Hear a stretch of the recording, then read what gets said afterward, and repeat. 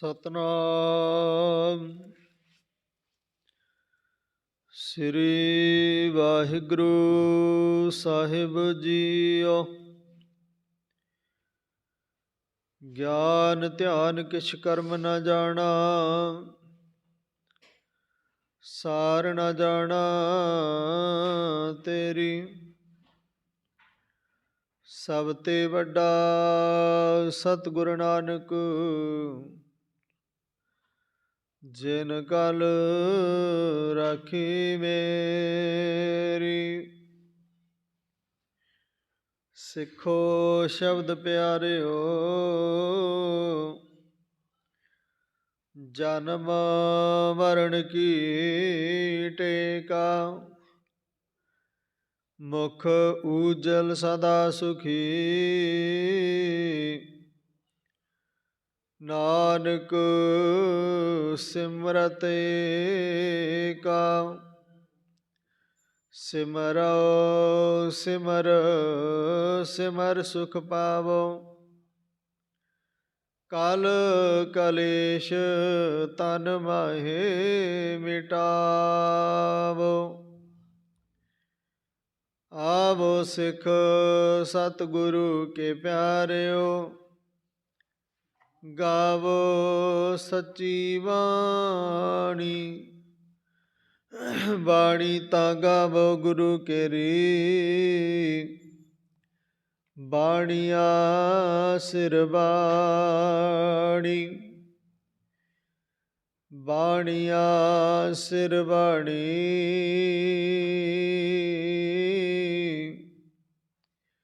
ਵਾਹਿਗੁਰੂ ਸਾਹਿਬ JIO. ਸੋਹੀ ਮਹੱਲਾ ਪੰਜਵਾ। ਰਹਿਣ ਨ ਪਾਵੈ ਸੁਰ ਨਰ ਦੇਵਾ, ਊਠ ਸਿਧਾਰੇ ਕਰ ਮੁਨ ਜਨ ਸੇਵਾ। ਰਹਿਣ ਨ ਪਾਵੈ ਸੁਰ ਨਰ ਦੇਵਾ, ਊਠ ਸਿਧਾਰੇ ਕਰ ਮੁਨ ਜਨ ਸੇਵਾ। ਜੀਵਤ ਪੇਖੇ ਜਿਨੀ ਹਰਿ ਧਿਆਇਆ, ਸਾਧ ਸੰਗ ਤਿਨੀ ਦਰਸ਼ਨ ਪਾਇਆ। ਰਹਾਉ ਬਾਦਸ਼ਾਹ ਸ਼ਾਹ ਵਾਪਾਰੀ ਮਰਨਾ, ਜੋ ਦਿਸੈ ਸੋ ਕਾਲ ਖਰਨਾ।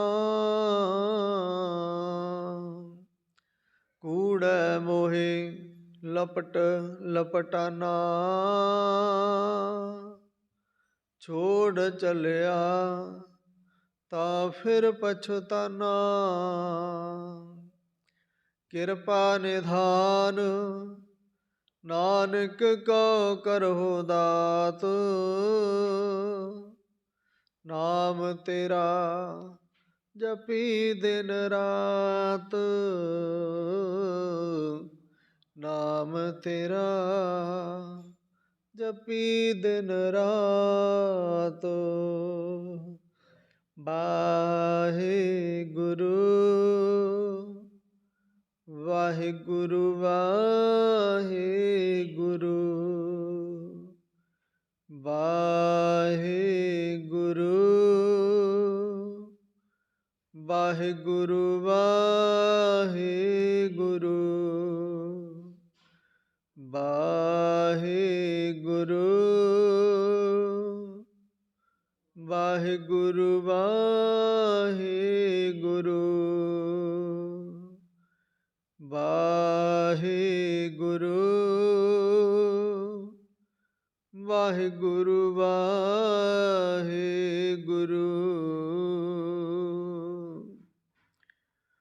ਵਾਹਿਗੁਰੂ ਜੀ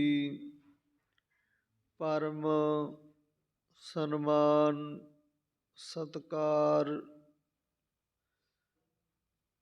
जोग गुरु की प्यारी, गुरु की सवारी ਗੁਰੂ ਕਾ ਖਾਸ ਰੂਪ। ਖਾਲਸਾ ਸਾਧ ਸੰਗਤ ਜੀ, ਵੱਡ ਭਾਗੇ ਹੋ ਜੋ ਅੰਮ੍ਰਿਤ ਵੇਲੇ ਦੀ ਸੰਭਾਲਣਾ ਕਰਦੇ ਹੋ। ਗੁਰੂ ਦਰਬਾਰ ਦੀਆਂ ਹਾਜ਼ਰੀਆਂ ਭਰ, ਸੇਵਾ ਸਿਮਰਨ ਕਰ। ਸਤਿਗੁਰਾਂ ਦੇ ਦਰ ਨਤਮਸਤਕ ਹੋ। ਆਪਣਾ ਮਨੁੱਖਾ ਜੀਵਨ ਸਫਲਾ ਬਣਾਉਣ ਦਾ ਸਫਲ ਯਤਨ ਕਰਦੇ ਹੋ। ਧੰਨ ਧੰਨਤਾ ਦੇ ਜੋਗ, ਚਾਵਰ ਛਤਰ ਤਖਤ ਦੇ ਮਾਲਿਕ, ਸਰਬ ਸਾਂਝੇ ਰਹਿਬਰ, ਜਗਤ ਗੁਰੂ ਸ਼ਬਦ ਗੁਰੂ ਗਿਆਨ ਗੁਰੂ, ਆਦਿ ਸ੍ਰੀ ਗੁਰੂ ਗ੍ਰੰਥ ਸਾਹਿਬ ਜੀ ਮਹਾਰਾਜ ਜੀਆਂ ਦਾ ਕੋਟਾਨ ਕੋਟ ਧੰਨਵਾਦ, ਜਿਨ੍ਹਾਂ ਦੀ ਬੇਅੰਤਤਾ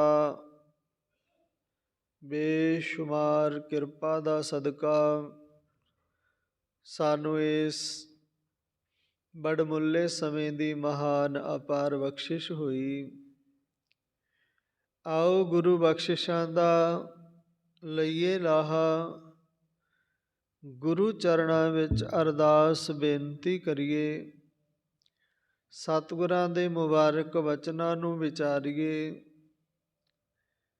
ਕਰੀਏ ਆਰੰਭਤਾ ਦੂਰ ਨੇੜ ਬੈਠੇ ਸਮੂਹ ਗੁਰੂ ਪਿਆਰ ਵਾਲਿਓ, ਸਤਿਗੁਰਾਂ ਦੇ ਚਰਨਾਂ ਦਾ ਧਿਆਨ ਧਰੋ। ਭਾਵ ਗੁਰ ਸ਼ਬਦ ਦਾ ਧਿਆਨ ਧਰ ਕੇ ਆਪਣੀ ਮੁਬਾਰਕ ਰਸਨਾ ਨੂੰ ਪਵਿੱਤਰ ਕਰੋ। ਪ੍ਰੇਮ ਸਤਿਕਾਰ ਦੇ ਨਾਲ ਦੋਨੋਂ ਹੱਥ ਜੋੜ ਗੱਜ ਵੱਜ ਕੇ ਆਖੋ ਜੀ, ਵਾਹਿਗੁਰੂ ਜੀ ਕਾ ਖਾਲਸਾ, ਵਾਹਿਗੁਰੂ ਜੀ ਕੀ ਫਤਿਹ। ਸੰਗਤ ਜੀ, ਸਤਿਗੁਰਾਂ ਦੀ ਬੇਅੰਤ ਕਿਰਪਾ, ਗੁਰੂ ਸਾਹਿਬ ਉਸ ਪਰਮ ਪਿਤਾ ਪਰਮਾਤਮਾ ਦੀ ਕਿਰਪਾ ਦੁਆਰਾ ਸਾਨੂੰ ਇਸ ਸੁਹਾਵਣੇ ਸਮੇਂ ਅੰਮ੍ਰਿਤ ਵੇਲੇ ਦੀ ਬਖਸ਼ਿਸ਼ ਕਰਦੇ ਹਨ। ਤੇ ਇਸ ਅੰਮ੍ਰਿਤ ਵੇਲੇ ਦੀ ਸਾਰ ਸੰਭਾਲ ਹਰ ਕਿਸੇ ਦੇ ਹਿੱਸੇ ਨਹੀਂ ਆਉਂਦੀ। ਇਹ ਗੱਲ ਨੋਟ ਵਿੱਚ ਕਰ ਲੈਣੀ। ਅੰਮ੍ਰਿਤ ਵੇਲੇ ਜਾਗਣਾ ਤੇ ਗੁਰਬਾਣੀ ਪੜ੍ਹਨੀ, ਗੁਰਬਾਣੀ ਸੁਣਨੀ, ਕਥਾ ਸੁਣਨੀ, ਗੁਰੂ ਘਰ ਜਾਣਾ, ਸੇਵਾ ਕਰਨੀ, ਸਾਰਿਆਂ ਦੇ ਕਰਮਾਂ ਵਿੱਚ ਨਹੀਂ। ਮੈਂ ਕੱਲ੍ਹ ਵੀ ਆਪ ਜੀ ਨੂੰ ਇਹ ਬੇਨਤੀ ਕੀਤੀ ਸੀ ਵੀ ਸੁਨਾਰ ਦੀ ਦੁਕਾਨ 'ਤੇ ਇਕੱਠ ਜ਼ਿਆਦਾ ਨਹੀਂ ਹੁੰਦਾ, ਤੇ ਮਾਫ਼ ਕਰਿਓ ਕਹਿਣ ਦੇਣਾ, ਹਾਤੇ ਠੇਕਿਆਂ 'ਤੇ ਇਕੱਠ ਬਹੁਤਾ ਮਿਲੇਗਾ, ਵਾਰੀ ਨਹੀਂ ਆਉਂਦੀ। ਜਿੱਥੇ ਕੁਝ ਮਹਿੰਗਾ ਮਿਲਦਾ ਉੱਥੇ ਭੀੜ ਨਹੀਂ ਹੁੰਦੀ। ਇਹ ਰਾਹ 'ਤੇ ਤੁਰਨਾ ਬੜਾ ਔਖਾ, ਚੱਲਣਾ ਬੜਾ ਔਖਾ ਹੈ। ਇਸ ਕਰਕੇ ਬਿਰਲੇ ਸਰੀਰ ਗੁਰੂ ਸਾਹਿਬ ਬਖਸ਼ ਚੁਣਦੇ ਨੇ। ਸਾਡੇ ਕੀਤੇ ਕੋਈ ਪਿਛਲੇ ਜੀਵਨ ਦੇ ਪੁੰਨ ਕਰਮ ਸਾਡੇ ਨਾਲ ਚੱਲ ਰਹੇ ਨੇ, ਜੋ ਸਾਨੂੰ ਇਹ ਗੁਰੂ ਕਾ ਦਰ, ਗੁਰੂ ਦਾ ਘਰ ਨਸੀਬ ਹੁੰਦਾ ਹੈ। ਅਸੀਂ ਇਹਨਾਂ ਹੱਥਾਂ ਨਾਲ ਸੇਵਾ ਕਰਦੇ ਹਾਂ। ਇਸ ਰਸਨਾ ਜ਼ਬਾਨ ਦੇ ਨਾਲ ਉਸ ਪਰਮਾਤਮਾ ਦਾ ਨਾਮ ਜਪਦੇ ਹਾਂ। ਇਹਨਾਂ ਸਰਵਣਾ ਕੰਨਾਂ ਦੇ ਨਾਲ ਉਸ ਪਰਮਾਤਮਾ ਦਾ ਨਾਮ ਸੁਣਦੇ ਹਾਂ। ਸੰਗਤ ਜੀ, ਇਹ ਤੇ ਜਿਉਂਦੇ ਜੀ ਜਿੰਨਾ ਚਿਰ ਸਰੀਰ ਵਿੱਚ ਸਵਾਸ ਚੱਲਦੇ ਨੇ ਨਾ, ਓਨਾ ਚਿਰ ਉਸ ਪਰਮਾਤਮਾ ਨੂੰ ਸਿਮਰਨਾ ਚਾਹੀਦਾ, ਧਿਆਨ ਧਰਨਾ ਚਾਹੀਦਾ।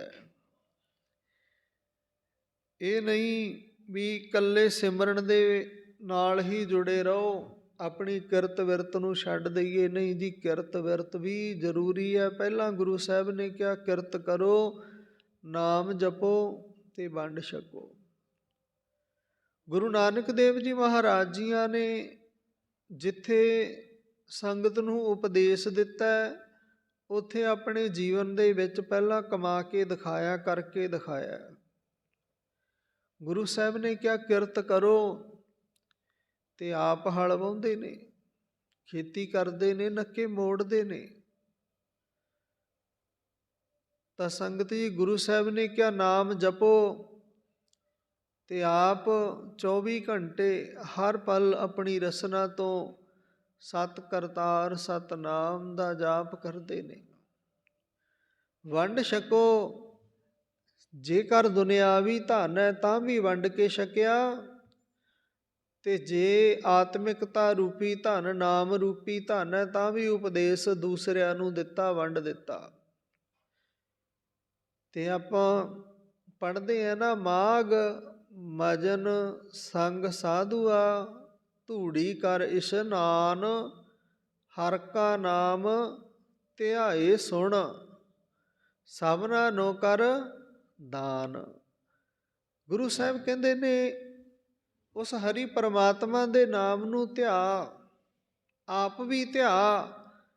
ਇਹ ਪਰਮਾਤਮਾ ਨੇ 2 ਕੰਨ ਦਿੱਤੇ, ਇਹਨਾਂ ਦੇ ਨਾਲ ਸੁਣ,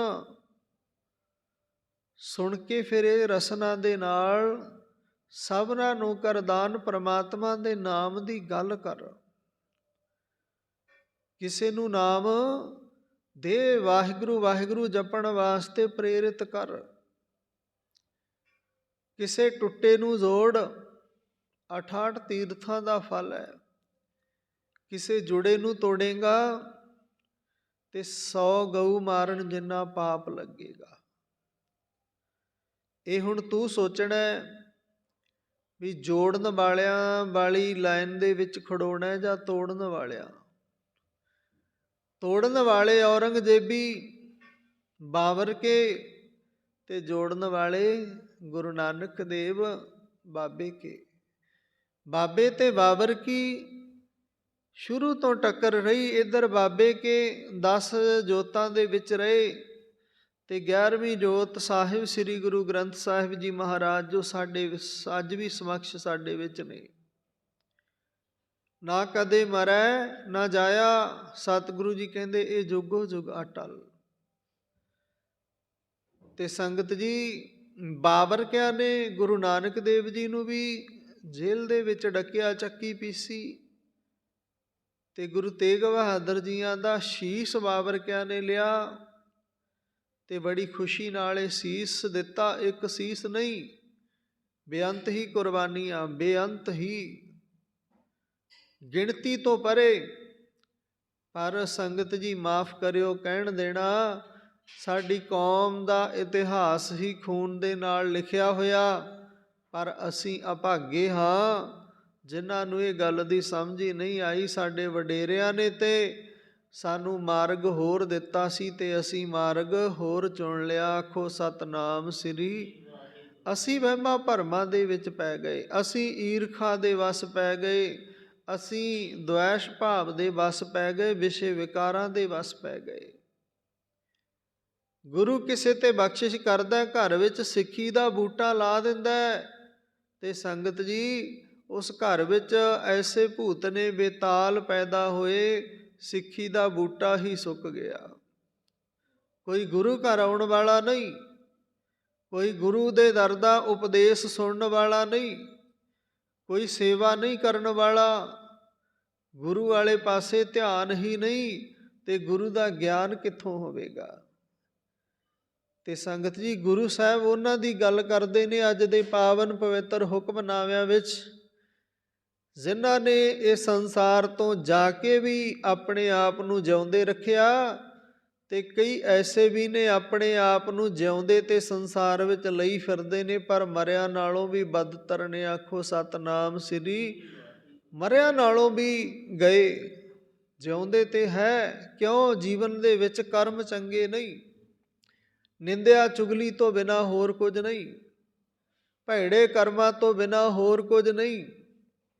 ਈਰਖਾ, ਦੂਸਰਿਆਂ ਦੀਆਂ ਖੁਸ਼ੀਆਂ ਤੇ ਸਾੜਾ ਕਿਵੇਂ, ਕਿੱਥੋਂ, ਇਹਦੇ ਦੋ ਮਣ ਵੱਧ ਘੱਟ ਕਿਵੇਂ ਹੋਏ।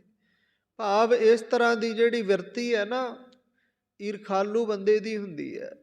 ਸ਼ਰਧਾਲੂ ਬੰਦਾ ਕਦੇ ਕਿਸੇ ਤੇ ਈਰਖਾ ਨਹੀਂ ਕਰਦਾ, ਕਦੇ ਕਿਸੇ ਤੇ ਕ੍ਰੋਧ ਨਹੀਂ ਕਰਦਾ, ਗੁੱਸਾ ਨਹੀਂ ਕਰਦਾ।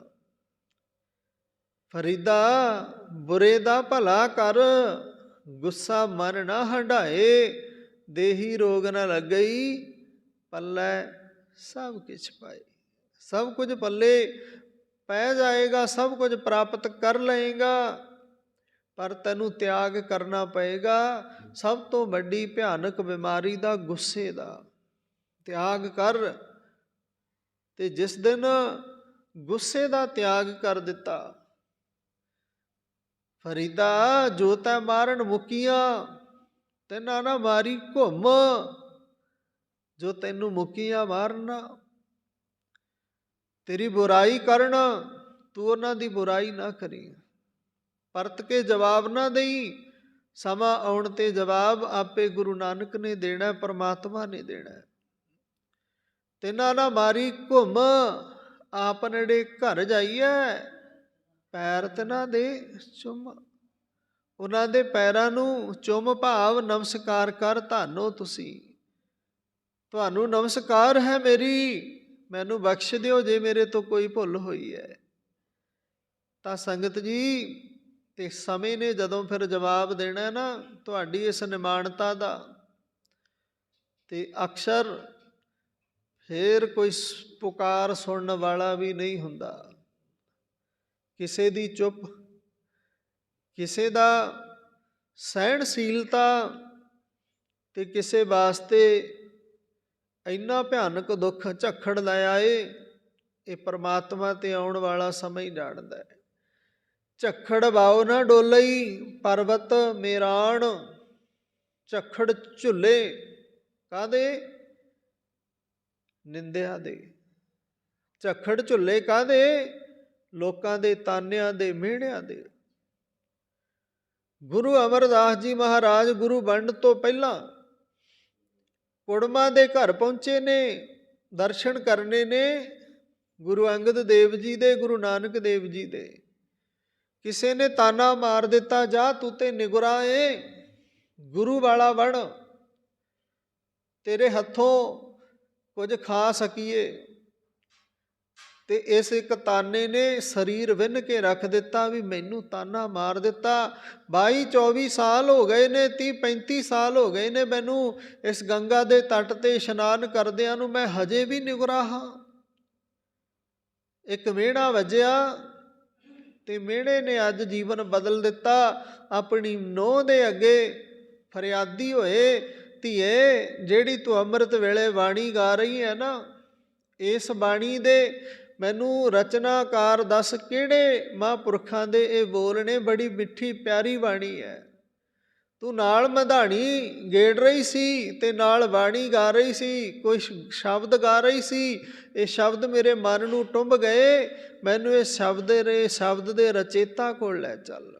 ਉਹਨੇ ਕਿਹਾ ਇਹ ਗੁਰੂ ਨਾਨਕ ਦੇਵ ਜੀ ਦੇ ਬੋਲ ਨੇ। ਆਸਾ ਦੀ ਵਾਰ ਦਾ ਪਾਠ ਗੁਰੂ ਨਾਨਕ ਦੇਵ ਜੀ ਦੇ ਬੋਲ ਨੇ। ਤੇ ਕਹਿਣ ਲੱਗਾ, ਧੀਏ ਮੈਂ ਅੱਜ ਦੁਨੀਆ ਦੀ ਸ਼ਰਮ ਹਜਾ ਲਾ ਦਿੱਤੀ, ਤੇ ਮੈਨੂੰ ਅੱਜ ਆਪਣੇ ਉਸ ਪਿਤਾ ਦੇ ਕੋਲ ਲੈ ਕੇ ਜਾ। ਤਾਂ ਸੰਗਤ ਜੀ, ਗੁਰੂ ਅੰਗਦ ਦੇਵ ਜੀ ਦੇ ਚਰਣੀ ਆ ਪਏ, ਤੇ ਇੱਥੇ ਆ ਕੇ ਸੇਵਾ ਕਰਨੀ ਸ਼ੁਰੂ ਕੀਤੀ। ਗਾਗਰ ਢੋਂਦੇ ਨੇ, ਇੱਥੇ ਆ ਕੇ ਲੰਗਰ ਦੇ ਵਿੱਚ ਭਾਂਡੇ ਮਾਂਜਦੇ ਆ, ਲੰਗਰ ਦੇ ਵਿੱਚ ਝਾੜੂ ਕੱਢਦੇ ਆ। ਦੁਨੀਆ ਦੀ ਸੰਗ ਸ਼ਰਮ ਇੱਕ ਪਾਸੇ ਰੱਖ ਦਿੱਤੀ। ਪਰ ਲੋਕ ਪਿੱਠ ਪਿੱਛੇ ਵੀ ਕਹਿੰਦੇ ਨੇ, ਧੀਆਂ ਪੁੱਤਰਾਂ ਨੇ ਰੋਟੀ ਨਹੀਂ ਦਿੱਤੀ ਹੋਣੀ ਤਾਂ ਕੁੜਮਾਂ ਦੇ ਪਾਣੀ ਢੋਂਦਾ, ਤਾਂ ਕੁੜਮਾਂ ਦੇ ਭਾਂਡੇ ਮਾਂਜਦਾ ਫਿਰਦਾ। ਹੌਲੀ ਹੌਲੀ ਲੋਕਾਂ ਨੂੰ ਮੂੰਹ ਪੈ ਗਿਆ, ਆਦਤ ਪੈ ਗਈ, ਮੂੰਹ ਤੇ ਕਹਿਣਾ ਸ਼ੁਰੂ ਕਰ ਦਿੱਤਾ, ਅਮਰੂ ਨਿਥਾਵਾ, ਧੀਆਂ ਪੁੱਤਰਾਂ ਨੇ ਕੱਢ ਦਿੱਤਾ ਤਾਂ ਕੁੜਮਾਂ ਦੇ ਪਾਣੀ ਢੋਂਦਾ ਹੈ, ਤਾਂ ਕੁੜਮਾਂ ਦੇ ਫਿਰਦਾ, ਧੰਦੇ ਕਰਦਾ। ਤਾਂ ਸੰਗਤ ਜੀ, ਕਿਸੇ ਨੂੰ ਕਦੇ ਕੋਈ ਜਵਾਬ ਨਹੀਂ ਦਿੱਤਾ। ਜੋ ਤੁਸੀਂ ਕਹਿ ਰਹੇ ਹੋ ਸਤ ਵਚਨ। ਸਤ ਵਚਨ ਕਹਿੰਦਿਆਂ ਸਮਾਂ ਬਿਤਾ ਲਿਆ। 60 ਸਾਲ ਦੀ ਉਮਰ ਵਿੱਚ ਆਏ, 72 ਸਾਲ ਦੀ ਉਮਰ ਵਿੱਚ ਠੇਡਾ ਖਾ ਕੇ ਡਿੱਗਦੇ ਨੇ। ਤੇ ਸੰਗਤ ਜੀ, ਜੁਲਾਹਾ ਤੇ ਜੁਲਾਹੀ ਆਪਸੀ ਗੱਲਾਂ ਕਰਦੇ ਆ, ਇਹ ਕੌਣ ਹੈ, ਕਾਹਦਾ ਖੜਾਕ ਹੋਇਆ ਹੈ। ਕਹਿਣ ਲੱਗੀ ਹੋਰ ਕੌਣ ਹੋਣਾ, ਉਹੀ ਹੋਏਗਾ ਅਮਰੂ ਨਿਥਾਵਾ। ਤੇ ਸੁਭਾਵਕ ਮੂੰਹ ਵਿੱਚੋਂ ਨਿਕਲ ਗਿਆ, ਝੱਲੀਏ ਹੁਣ ਮੈਂ ਨਿਥਾਵਾ ਨਹੀਂ ਰਿਹਾ। ਮੈਨੂੰ 12-13 ਸਾਲ ਹੋ ਗਏ ਨੇ ਸੇਵਾ ਕਰਦਿਆਂ। ਮੈਂ ਗੁਰੂ ਨਾਨਕ ਦੇਵ ਜੀ ਦੇ ਘਰ ਦਾ ਚਾਕਰ ਹਾਂ। ਅੱਜ ਤੇ ਮੈਨੂੰ ਗੁਰੂ ਨਾਨਕ ਦੇਵ ਜੀ ਨੇ ਅਪਣਾ ਲਿਆ ਹੋਵੇਗਾ ਇੰਨੇ ਸਮੇਂ ਵਿੱਚ, ਤੇ ਮੇਰਾ ਥਾਂ ਹੈ ਗੁਰੂ ਨਾਨਕ ਦੇ ਘਰ। ਇੰਨੀ ਸ਼ਬਦ ਕਹਿਣ ਦੀ ਦੇਰ ਸੀ, ਉਹ ਜ਼ੁਲਾਹੀ ਝੱਲੀ ਪਾਗਲ ਹੋ ਗਈ, ਕਮਲੀ ਹੋ ਗਈ। ਮਾਨਸਿਕ ਤੌਰ ਤੇ ਹਾਲਾਤ ਵਿਗੜ ਗਏ। ਦਿਨ ਚੜ੍ਹਿਆ, ਗੁਰੂ ਸਾਹਿਬ ਦੇ ਸਮਕਸ਼ ਆਏ। ਸਤਿਗੁਰੂ ਜੀ, ਤੁਹਾਡੇ ਸੇਵਾਦਾਰ ਨੇ ਇਹ ਬੋਲ ਕਹੇ ਨੇ। ਤੇ ਉਸ ਸਮੇਂ ਤੋਂ ਇਸ ਤਰ੍ਹਾਂ ਦੀ ਹਾਲਤ ਹੋਈ ਹੈ ਇਹਦੀ, ਝੱਲਪਣਾ ਪਾਗਲਾਂ ਵਾਂਗ ਕਰ ਰਹੀ ਹੈ। ਤਾਂ ਗੁਰੂ ਸਾਹਿਬ ਗੁਰੂ ਅੰਗਦ ਦੇਵ ਜੀ ਨੇ ਕਿਹਾ, ਭਾਈ ਅਮਰਦਾਸ, ਅੱਜ ਤੋਂ ਬਾਅਦ ਤੁਸੀਂ ਕਿਸੇ ਨੂੰ ਕੋਈ ਉੱਚਾ ਬੋਲ ਨਹੀਂ ਕਹੋਗੇ, ਸੰਕੋਚ ਕੇ ਬੋਲੋਗੇ। ਤੁਹਾਡੀ ਰਸਨਾ ਤੇ ਗੁਰੂ ਨਾਨਕ ਦੇਵ ਜੀ ਦਾ ਵਾਸਾ ਹੋ ਗਿਆ। ਤੁਸੀਂ ਜੋ ਕਹੋਗੇ ਉਹ ਹੋ ਜਾਇਆ ਕਰਨਾ। ਤੇ ਅੱਜ ਤੋਂ ਬਾਅਦ ਤੁਸੀਂ ਸਾਡਾ ਚੋਲਾ ਪਹਿਨੋ ਤੇ ਦਸਤਾਰ ਸਾਡੇ ਵਾਲੀ ਸਜਾਓ। ਬਾਬਾ ਬੁੱਢਾ ਜੀ ਨੂੰ ਕਿਹਾ, ਇਹਨਾਂ ਨੂੰ ਤਿਆਰ ਕਰੋ ਤੇ ਗੁਰਤਾ ਗੱਦੀ ਦੇ ਬਿਠਾਓ। ਇਹਨਾਂ ਨੂੰ 5 ਪੈਸੇ ਤੇ ਨਾਰੀਅਲ ਦੇ ਕੇ ਅਸੀਂ ਆਪਣਾ ਫਰਜ਼ ਅਦਾ ਕਰ ਦਈਏ, ਗੁਰਤਾ ਗੱਦੀ ਬਖਸ਼ ਦਈਏ। ਸੰਗਤ ਜੀ, ਸੇਵਾ ਕਰਨ ਵਾਲੇ ਗੁਰਤਾ ਗੱਦੀ ਦੇ ਮਾਲਕ ਬਣਦੇ ਹੈ। ਕੀ ਗੁਰੂ ਅੰਗਦ ਦੇਵ ਜੀ ਦੇ ਆਪਣੇ ਸਪੁੱਤਰ ਨਹੀਂ ਸੀ? ਆਪਣੇ ਸਪੁੱਤਰ ਸੀ, ਪਰ ਸੇਵਾ ਦਾ ਬਹੁਤ ਵੱਡਾ ਮਹੱਤਮ ਹੈ। ਜਿਨ੍ਹਾਂ ਨੇ ਸੇਵਾ ਕੀਤੀ ਹੈ ਨਾ, ਇਹ ਮੈਂ ਆਪ ਜੀ ਨੂੰ ਜੋ ਟੁਕ ਮਾਤਰ ਸਾਖੀ ਸੁਣਾਈ ਹੈ, ਅੱਜ ਦੇ ਹੁਕਮਨਾਮੇ ਸਾਹਿਬ ਦੇ ਨਾਲ ਮਿਲਦੀ ਹੈ। ਤੇ ਆਪ ਜੀ ਨੇ ਧਿਆਨ ਪੂਰਵਕ ਇਹਨੂੰ ਸਰਵਣ ਕਰਨਾ ਹੈ। ਸੂਹੀ ਰਾਗ ਦੇ ਵਿੱਚ 740 ਅੰਗ ਤੇ ਪੰਚਮ ਪਾਤਸ਼ਾਹ ਗੁਰੂ ਅਰਜਨ ਦੇਵ ਜੀ ਦੇ ਮੁਬਾਰਕ ਵਚਨ ਉਚਾਰਨ ਕੀਤੇ ਹੋਏ ਹਨ। ਰਹਿਣ ਨ ਪਾਵੈ ਸੁਰ ਨਰ ਦੇਵਾ। ਗੁਰੂ ਅਰਜਨ ਦੇਵ ਜੀ ਮਹਾਰਾਜ ਕਹਿੰਦੇ, ਸੰਸਾਰ ਬੜਾ ਸੁੰਦਰ ਹੈ, 4 ਛੁਪੇਰੇ ਇਸ ਦੇ ਬੜੀ ਸੁੰਦਰਤਾ ਵਿਖਰੀ ਹੋਈ ਹੈ। ਤੇ ਇਸ ਸੁੰਦਰਤਾ ਦੇ ਵਿੱਚੋਂ ਕਿਸੇ ਦਾ ਦਿਲ ਨਹੀਂ ਕਰਦਾ ਜਾਣ ਨੂੰ। ਹਰ ਕੋਈ ਇਹ ਸੰਸਾਰ ਵਿੱਚ ਰਹਿਣਾ ਚਾਹੁੰਦਾ ਹੈ, ਪਰ ਇਸ ਪਰਮਾਤਮਾ ਦੀ ਬਣਾਈ ਹੋਈ ਸੁੰਦਰਤਾ ਤੇ ਇਸ ਵਿਧਾਨ, ਇਸ ਕਾਨੂੰਨ ਨੂੰ ਕੋਈ ਨਹੀਂ ਤੋੜ ਸਕਿਆ। ਕਿਉਂ? ਪਹਿਲਾ ਮਰਨ ਕਬੂਲ, ਜੀਵਨ ਕੀ ਛੱਡ ਆਸ, ਹੋ ਸਭਨਾ ਕੀ ਰੇਣੁਕਾ ਤੋ ਆਓ ਹਮਾਰੇ ਪਾਸ। ਸਤਿਗੁਰੂ ਕਹਿੰਦੇ, ਪਹਿਲਾਂ ਮਰਨ ਕਬੂਲ ਕਰ। ਇਹ ਮੰਨ ਕਿ ਮੈਂ ਜਾਵਾਂਗਾ ਸੰਸਾਰ ਤੇ, ਪਰਤ ਕੇ ਆਵਾਂਗਾ, ਪਰ ਜਿੰਨਾ ਚਿਰ ਸੰਸਾਰ ਤੇ ਰਵਾਂਗਾ ਮੈਂ ਕਿਸੇ ਦਾ ਦਿਲ ਨਹੀਂ ਦੁਖਾਵਾਂਗਾ। ਮੈਂ ਕੋਈ ਭੈੜੇ ਕਰਮ ਨਹੀਂ ਕਰਾਂਗਾ। ਸ਼ੁਭ ਕਰਮ ਕਰਕੇ ਮੈਂ ਫੇਰ ਇੱਕ ਦਿਨ ਨਾਮ ਸਿਮਰਨ ਕਰਕੇ ਚੰਗਿਆਈਆਂ ਦੀਆਂ ਪੰਡਾਂ ਬੰਨ੍ਹ ਕੇ ਪਰਤਾਂਗਾ। ਪਰ ਸੰਗਤ ਜੀ, ਇੱਥੇ ਆਉਂਦਿਆਂ, ਜਨਮ ਲੈਂਦਿਆਂ ਲਿਵ ਛੁੜਕੀ ਲੱਗੀ ਤ੍ਰਿਸ਼ਨਾ ਮਾਇਆ, ਅਮਰ ਵਰਤਾਇਆ। ਸਭ ਕੁਝ ਵਰਤਾਰਾ ਉਲਟ ਵਰਤ ਗਿਆ, ਪਰਮਾਤਮਾ ਨੂੰ ਭੁੱਲ ਗਏ। ਤਾਂ ਸਤਿਗੁਰੂ ਜੀ ਫਿਰ ਕਹਿੰਦੇ, ਰਹਿਣ ਨਾ ਪਾਵੈ ਸੁਰ ਨਰ ਦੇਵਾ। ਸਤਿਗੁਰੂ ਜੀ ਕਹਿੰਦੇ, ਸੰਸਾਰ ਵਿੱਚ ਆਪਣੇ ਆਪ ਨੂੰ ਚੰਗੇ ਅਖਵਾਉਣ ਵਾਲੇ ਵੀ ਤੇ ਜਿਨ੍ਹਾਂ ਨੂੰ ਸੁਰ ਨਰ ਦੇਵੀ ਦੇਵਤੇ ਕਿਹਾ ਜਾਂਦਾ ਹੈ, ਉਹ ਵੀ ਇਹ ਸੰਸਾਰ ਵਿੱਚ ਨਹੀਂ ਰਹੇ। ਊਠ ਸਿਧਾਰੇ ਕਰ ਮੁਨ ਜਨ ਸੇਵਾ। ਇਸ ਜਗਤ ਦੇ ਵਿੱਚੋਂ ਉਹ ਵੀ ਗਏ ਜਿਨ੍ਹਾਂ ਨੇ ਮੁਨੀਆਂ, ਰਿਸ਼ੀਆਂ ਮੁਨੀਆਂ ਦੀ ਸੇਵਾ ਕੀਤੀ। ਸੇਵਾ ਕਰਕੇ ਮਾਣ ਪ੍ਰਾਪਤ ਕੀਤਾ, ਬੜੀਆਂ ਬਖਸ਼ਿਸ਼ਾਂ ਪ੍ਰਾਪਤ ਕੀਤੀਆਂ। ਉਹ ਵੀ ਇਹ ਸੰਸਾਰ ਜਗਤ ਵਿੱਚ ਨਾ ਰਿਸ਼ੀ ਮੁਨੀ ਰਹੇ ਤੇ ਨਾ ਉਹਨਾਂ ਦੇ ਸੇਵਕ ਰਹੇ, ਸਾਰੇ ਹੀ ਚਲੇ ਗਏ। ਇਹ ਸੰਸਾਰ ਮਨ ਰੇ ਸੰਸਾਰ ਅੰਧ ਗਹਿਰਾ, ਚਾਹੋ ਦਿਸ ਪਸਰਿਓ ਹੈ ਜਮ ਜੇਵਰਾ। 4 ਛੁਪੇਰੇ ਜਮ ਜੇਵਰਾ ਫਿਰਦਾ ਤੇਰੇ। ਮੌਤ ਦੇ ਖੂਹ ਵਿੱਚ ਤੂੰ ਚੱਲ ਰਿਹਾ, ਪਤਾ ਨਹੀਂ ਕਦੋਂ ਕਾਲ ਅਹੇਰੀ ਫਿਰੈ ਵਦਿਕ ਜਿਉ। ਕਹੋ ਕਬਨ ਵਿਦ ਕੀਜੈ, ਕਿਹੜੀ ਵਿਧੀ ਨਾਲ ਛੁੱਟੇਗਾ। ਕਾਲ ਸ਼ਿਕਾਰੀ ਤੇਰੇ ਤੇ ਨਿਸ਼ਾਨਾ ਲਾਈ ਫਿਰਦਾ ਹੈ। ਪਤਾ ਨਹੀਂ ਉਹਨੇ ਕਦੋਂ ਵਾਣ ਛੱਡ ਦੇਣਾ ਤੇ ਕਦੋਂ ਇਸ ਸਰੀਰ ਦੇ ਵਿੱਚੋਂ ਜਿੰਦ ਕੱਢ ਲੈਣੀ ਹੈ। ਤਾਂ ਗੁਰੂ ਸਾਹਿਬ ਫਿਰ ਅਗਲਾ ਜਿਹੜਾ ਵਚਨ ਕਹਿੰਦੇ ਨੇ, ਜੀਵਨ ਜੀਵਤ ਪੇਖੇ ਜਿਨੀ ਹਰ ਥਿਆਇਆ। ਸਤਿਗੁਰੂ ਜੀ ਦੇਖੋ, ਇਸ ਸਤਿਗੁਰਾਂ ਦੇ ਪਾਵਨ ਬੋਲ ਨੂੰ ਸਮਝਣ ਵਾਸਤੇ ਥੋੜਾ ਦਿਮਾਗ ਤੇ ਜ਼ੋਰ ਦੇਣਾ ਪਏਗਾ। ਕੀ ਕਹਿੰਦੇ ਨੇ? ਜੀਵਤ ਪੇਖੇ, ਅਸੀਂ ਜਿਉਂਦੇ ਉਹਨਾਂ ਨੂੰ ਵੇਖਿਆ, ਉਹਨਾਂ ਨੂੰ ਮੰਨਦੇ ਹਾਂ ਜਿਨ੍ਹਾਂ ਨੇ ਉਸ ਪ੍ਰਮਾਤਮਾ ਨੂੰ ਧਿਆਇਆ, ਜਿਨ੍ਹਾਂ ਨੇ ਸਿਮਰਨ ਕੀਤਾ। ਸੰਗਤ ਜੀ, ਹੁਣ ਸਿਮਰਨ ਕਰਨ ਵਾਲਿਆਂ ਦੀ ਜੇ ਗਿਣਤੀ ਕਰੀਏ ਤੇ ਨਹੀਂ ਕਰ ਸਕਦੇ, ਪਰ ਛੋਟੇ ਛੋਟੇ ਆਪ ਜੀ ਉਦਾਹਰਣ ਸਮਝ ਸਕਦੇ ਹੋ। ਭਾਈ ਤਾਰੂ ਸਿੰਘ ਜੀ ਖੋਪਰ ਉਤਰਵਾ ਕੇ ਸ਼ਹਾਦਤ ਦਾ ਜਾਮ ਪੀ ਗਏ, ਪਰ ਅੱਜ ਵੀ ਦੁਨੀਆ ਸਿਜਦਾ ਕਰਦੀ ਹੈ ਨਾ, ਅੱਜ ਵੀ ਜਿਉਂਦੇ ਨੇ। ਭਾਵੇਂ ਸਰੀਰ ਕਰਕੇ ਸਾਨੂੰ ਨਹੀਂ ਦਿਖਦੇ, ਪਰ ਕਰਮ ਕਰਕੇ, ਸਿਮਰਨ ਕਰਕੇ, ਚੰਗਿਆਈਆਂ ਕਰਕੇ ਅੱਜ ਵੀ ਅਸੀਂ ਉਹਨਾਂ ਨੂੰ ਸਿਜਦਾ ਕਰਦੇ ਹਾਂ।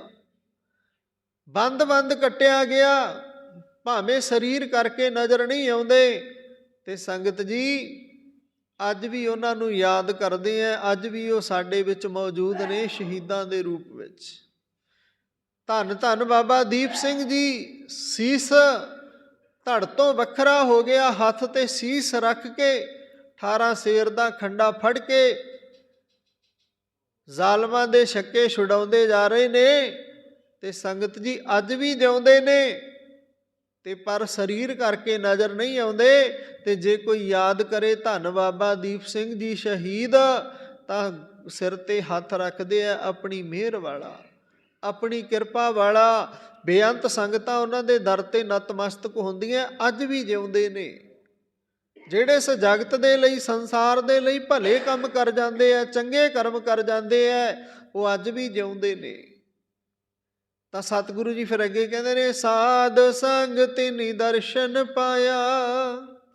ਸਾਧੂਆਂ ਦੀ ਸੰਗਤ, ਭਾਵ ਗੁਰੂ ਦੀ ਸੰਗਤ ਵਿੱਚ ਬੈਠ ਉਹਨਾਂ ਪਿਆਰਿਆਂ ਦੇ ਦਰਸ਼ਨ ਪਾਏ ਜਾ ਸਕਦੇ ਨੇ, ਉਹਨਾਂ ਦੀ ਯਾਦ ਵਿੱਚ ਜੁੜਿਆ ਜਾ ਸਕਦਾ ਹੈ। ਉਹਨਾਂ ਦੀਆਂ ਕੀਤੀਆਂ ਕੁਰਬਾਨੀਆਂ ਨੂੰ ਅੱਖਾਂ ਬੰਦ ਕਰਕੇ, ਜਿਵੇਂ ਕਿਸੇ ਟੈਲੀਵਿਜ਼ਨ ਦੇ ਵਿੱਚ ਚੱਲ ਰਹੇ ਨਾਟਕ ਦਾ ਸੀਨ ਯਾਦ ਆ ਜਾਂਦਾ ਨਾ, ਇਸ ਤਰ੍ਹਾਂ ਆਪਣੀਆਂ ਅੱਖਾਂ ਦੇ ਸਾਹਮਣੇ ਸੀਨ ਬਣਾਇਆ ਜਾਵੇ ਕਿ ਬਾਬਾ ਬੰਦਾ ਸਿੰਘ ਬਹਾਦਰ ਦਾ ਮਾਸ ਜਮੂਰਾਂ ਦੇ ਨਾਲ ਕਿਵੇਂ ਨੋਚਿਆ ਹੋਵੇਗਾ।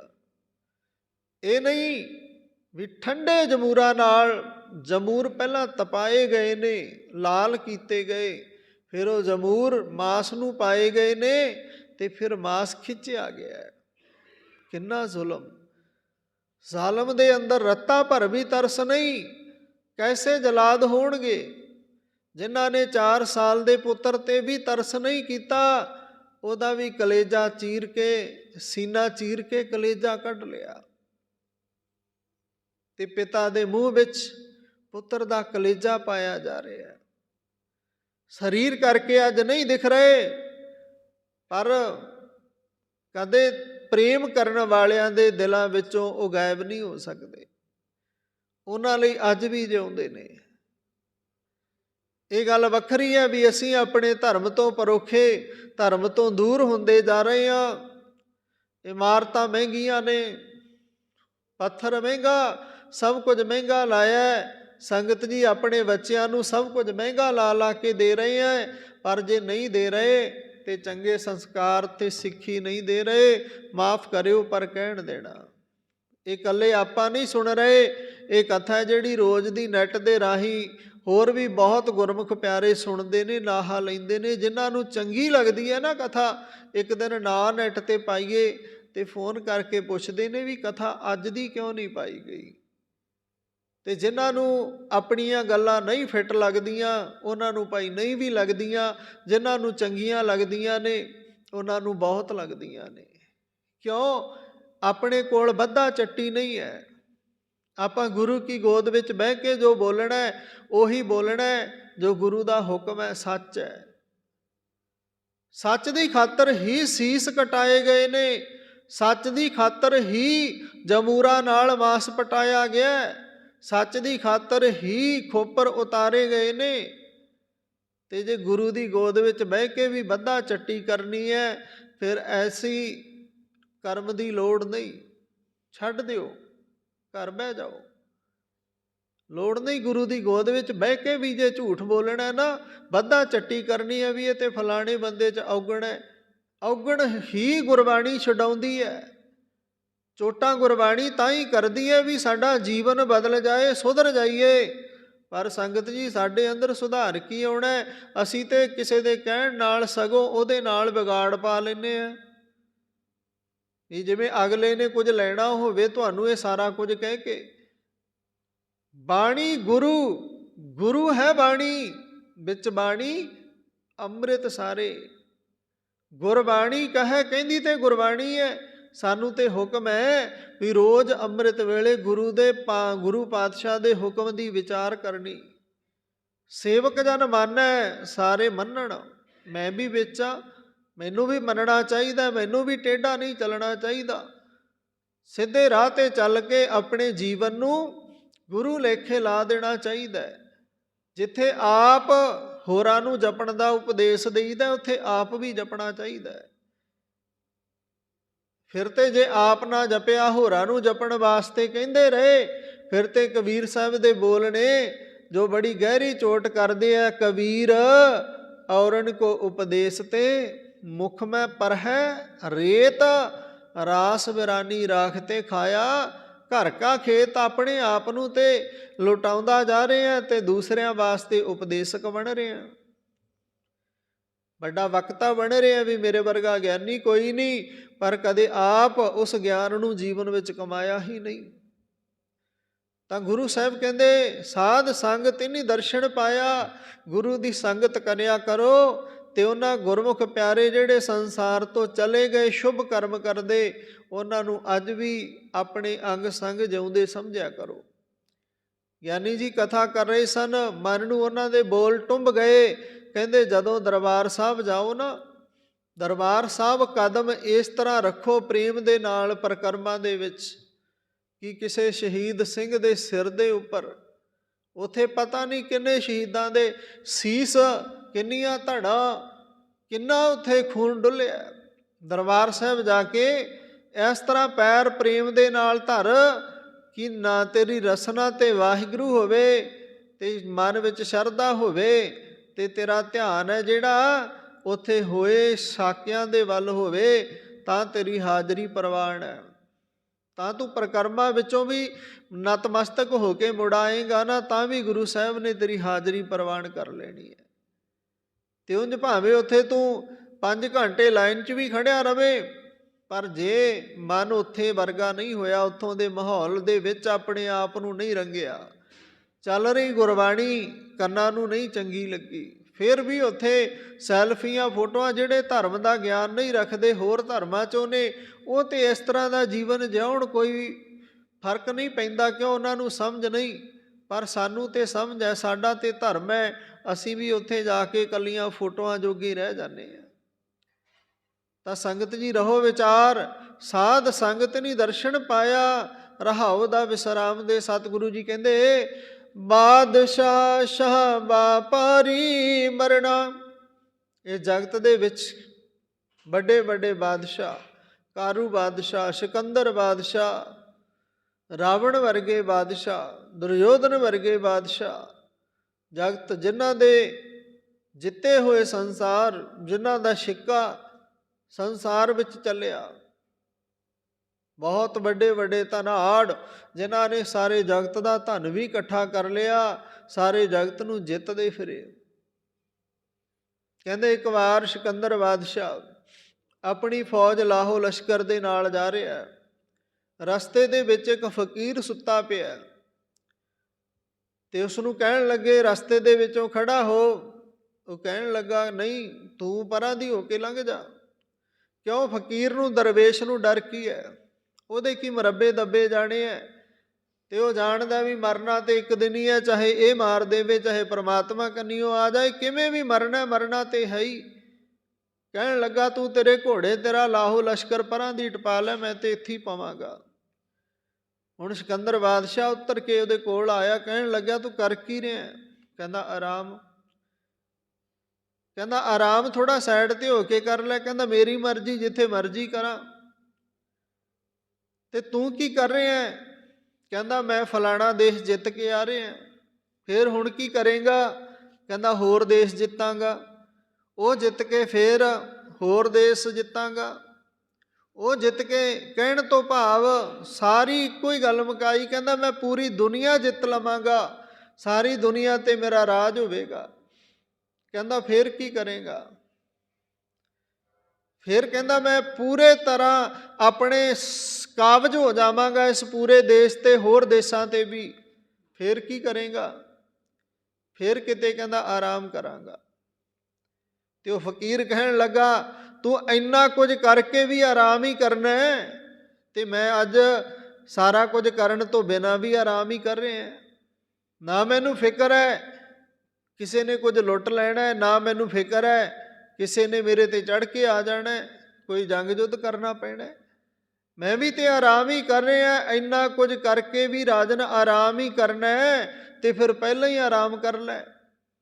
ਕਿਉਂ ਦੁਨੀਆ ਨੂੰ ਦੁਖੀ ਕਰਦਾ ਫਿਰਦਾ? ਕਿਉਂ ਲੁੱਟਦਾ ਫਿਰਦਾ? ਕਿਉਂ ਠੱਗੀਆਂ ਠੋਰੀਆਂ ਤੇ ਕਿਉਂ ਧੱਕੇਸ਼ਾਹੀਆਂ ਕਰਦਾ ਫਿਰਦਾ? ਜੇ ਆਰਾਮ ਹੀ ਕਰਨਾ ਤੇ ਪਹਿਲਾਂ ਹੀ ਆਰਾਮ ਕਰ ਲੈ, ਪਰਮਾਤਮਾ ਦੀ ਯਾਦ ਵਿੱਚ ਜੁੜ ਲੈ, ਤੇ ਫਿਰ ਪੌੜੀ ਛੁਟਕੀ ਹਾਥ ਨਾ ਆਵੇ। ਪਹਿਲਾ ਜਨਮ ਗਵਾਇਆ, ਬੀਤ ਗਿਆ ਸਮਾਂ, ਪਰਤ ਕੇ ਵਾਪਸ ਨਹੀਂ ਆਉਂਦਾ। ਇੱਥੇ ਵੱਡੇ ਵੱਡੇ ਬਾਦਸ਼ਾਹ, ਸ਼ਾਹ, ਵਪਾਰੀ ਸਾਰਿਆਂ ਨੇ ਮਰਨਾ, ਕੋਈ ਨਹੀਂ ਰਹਿਣਾ। ਜੋ ਦਿਸੈ ਸੋ ਕਾਲੈ ਖਰਨਾ। ਜੋ ਵੀ ਜਿੱਥੇ ਨਿਗਾਹ ਪੈਂਦੀ ਹੈ ਜਗਤ ਵਿੱਚ, ਸੰਸਾਰ ਵਿੱਚ, ਹਰ ਇੱਕ ਸ਼ੈ ਐਸੀ ਹੈ ਜੋ ਵੀ ਨਿਗਾਹ ਵਿੱਚ ਹੈ, ਕਹਿੰਦੇ ਕਾਲੈ ਖਰਨਾ, ਕਾਲ ਨੇ ਖੜ ਲੈਣਾ। ਜਿਵੇਂ ਅੰਮ੍ਰਿਤਸਰੀ ਭਾਸ਼ਾ ਹੈ ਨਾ, ਕਹਿੰਦੇ ਨੇ ਖੜੋ। ਆਪਾਂ ਤਾਂ ਕਹਿੰਦੇ ਹਾਂ ਫਲਾਣੀ ਚੀਜ਼ ਫੜੋ, ਉਹ ਕਹਿੰਦੇ ਨੇ ਫਲਾਣੀ ਚੀਜ਼ ਖੜਦੀ। ਫਰਕ ਹੈ ਥੋੜ੍ਹਾ ਬੋਲੀ ਦਾ। ਤੇ ਗੁਰੂ ਸਾਹਿਬ ਨੇ ਇੱਥੇ ਕਿਹਾ ਕਾਲਾ ਖਰਨਾ, ਭਾਵ ਇੱਕ ਦਿਨ ਕਾਲ ਨੇ ਇਹ ਸਭ ਕੁਝ ਖੜ ਲੈਣਾ, ਖਤਮ ਹੋ ਜਾਣਾ, ਮਿਟ ਜਾਣਾ, ਉਹਨੇ ਸਭ ਕੁਝ ਲੈ ਜਾਣਾ। ਕੂੜ ਹੈ ਮੋਹ ਲਪਟ ਲਪਟਾਨਾ। ਇਹ ਕੂੜ ਹੈ, ਸਭ ਮੋਹ ਮਾਇਆ ਜੋ ਵੀ ਹੈ ਨਾ, ਕੂੜ ਹੈ। ਲਪਟ ਲਪਟਾਨਾ, ਜਿਹਦੇ ਨਾਲ ਤੂੰ ਲਪਟਿਆ ਪਿਆ, ਛੋੜ ਚੱਲਿਆ ਤਾਂ ਫਿਰ ਪਛਤਾਨਾ। ਪਰਮਾਤਮਾ ਦੇ ਨਾਮ ਤੋਂ ਬਿਨਾਂ ਜੋ ਕੁਝ ਵੀ ਤੂੰ ਜੋੜ ਰਿਹਾ, ਇਕੱਠਾ ਕਰ ਰਿਹਾ, ਇੱਕ ਦਿਨ ਇਹ ਛੱਡਣਾ ਪੈਣਾ, ਤੇ ਫਿਰ ਪਛਤਾਏਂਗਾ। ਕਾਹਦੇ ਖਾਤਰ? ਵੀ ਜੇ ਕਿਤੇ 24 ਘੰਟਿਆਂ ਵਿੱਚੋਂ 1 ਘੰਟਾ ਹੀ ਸਿਮਰਨ ਕਰ ਲੈਂਦਾ। ਆਖੋ ਸਤਨਾਮ ਸ੍ਰੀ ਵਾਹਿਗੁਰੂ। ਸਿਮਰਨ ਮੈਂ ਅੱਧਾ ਘੰਟਾ ਸਵੇਰੇ ਤੇ ਅੱਧਾ ਘੰਟਾ ਸ਼ਾਮ ਕਰ ਲੈਂਦਾ, ਤੇ ਅੱਜ ਪਛਤਾਉਣਾ ਨਾ ਪੈਂਦਾ। 24 ਘੰਟੇ ਮੈਂ ਖਾ ਪੀ ਸੌਣ ਤੇ ਦੁਨੀਆਦਾਰੀ ਦੇ ਧੰਦਿਆਂ ਵਿੱਚ ਹੀ ਟਪਾ ਦਿੱਤੇ, ਸਮਾਂ ਲੰਘਾ ਦਿੱਤਾ। ਤਾਂ ਗੁਰੂ ਸਾਹਿਬ ਅੱਗੇ ਕਹਿੰਦੇ ਨੇ ਕਿਰਪਾ ਨਿਧਾਨ ਨਾਨਕ ਕਉ ਕਰਹੁ ਦਾਤ।